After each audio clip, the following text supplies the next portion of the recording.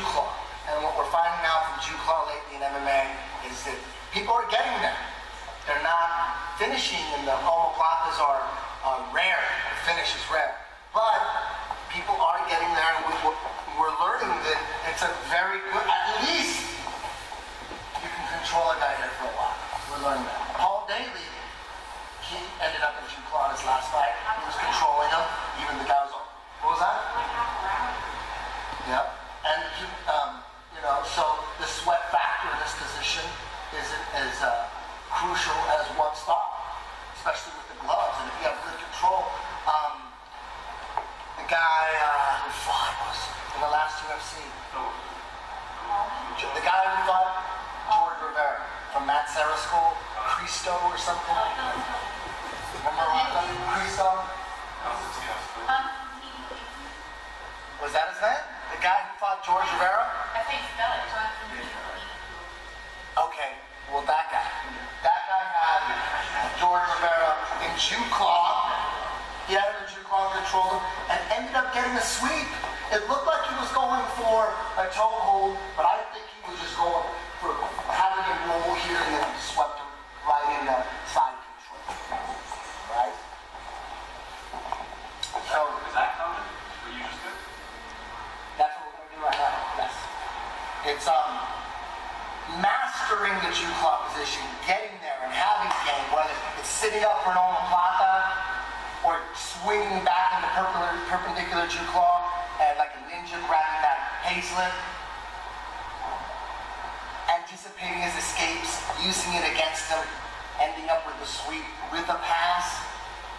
There's a lot of things you can do there. The best thing about the Jew claw position, whatever path you end up taking, whether it's a sweep or you finish him, there's no way he could hit you.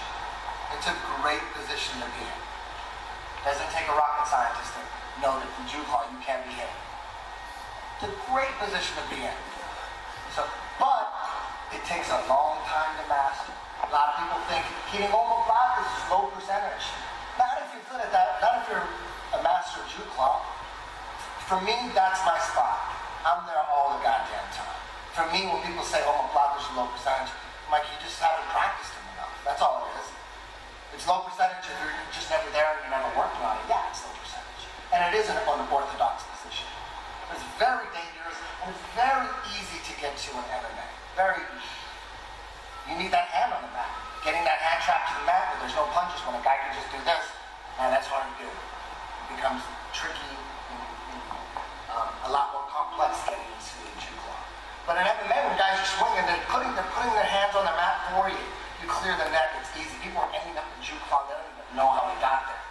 When George Sotiropoulos fought Joe Stevenson, as soon as Joe Stevenson was in his guard, George Sotiropoulos had him he went to mission control, and Joe Stevenson cleared his own net and rolled and ended up in Jew claw on his own. George was just there. He didn't really have to break him down. It's like Joe Stevenson put himself there. And George Sotiropoulos is, at that point, his Jew claw was pretty damn good. It's way better now, but it was pretty damn good there. He almost had that omoplata by the skin of his teeth. Almost pulled it off. Alright? It's not low percentage. It's very easy to get there, and it's not low percentage. So you guys do it MMA, Mike, Tommy, Horowitz. You doing MMA? You thinking about it? Maybe? Oh, that's right. You already did. You already have the 4 known amateur. 3 now. Okay. So, for those of you that are thinking about an MMA career, it's very important. I mean, there's so many wrestlers that are just going to put you on your back. Even if you wrestled your whole life, you're going to be put on your back. Guess what? There's guys out there that wrestle longer than you. You know what I mean? Very important to have it all the angles of the game down. Believe it or not, still today, there's fighters out there that don't work their bottom game, don't work their half guard game, because they don't want to be there. That's their excuse. I don't want to be there. That's the last place you want to be, is on your back. Man, it's like, when someone says that to me, I don't even respond. I'm like, wow, that's an amazing statement. People still say that. They don't want to work on their bottom game because they don't want to be there. Anyways, so we're going to work on the transition to Jew claw today, the one that Paul Daley did. Failed single. Guy should be on a single.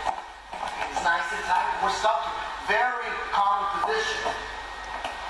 He's forcing the single.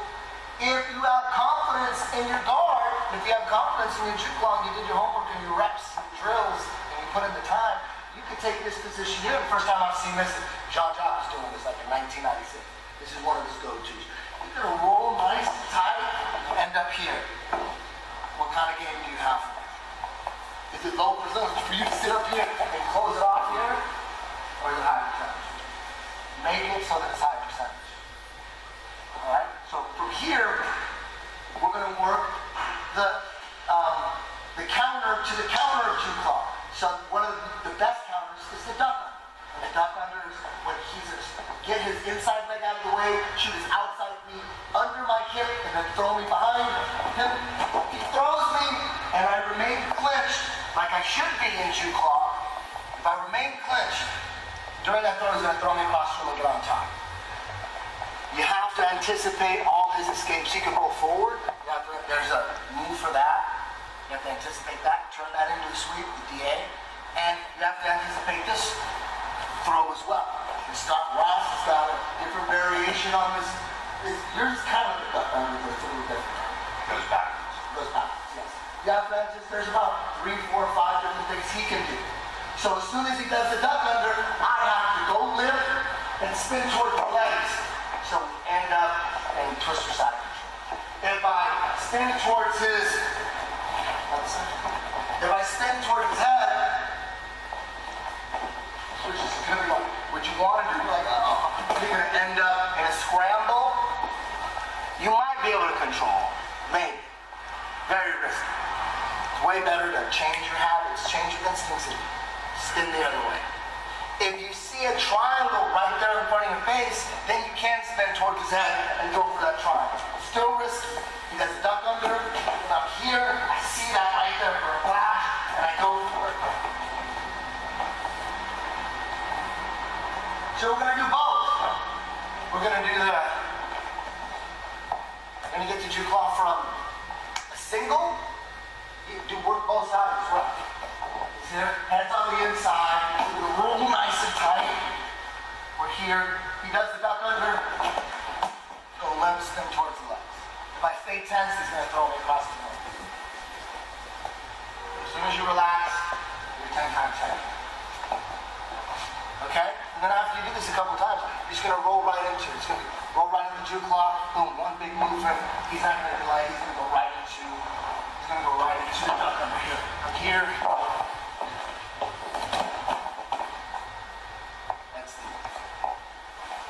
Got it? And then throw in a couple triangles in as well. Again, here he's holding single nice and tight.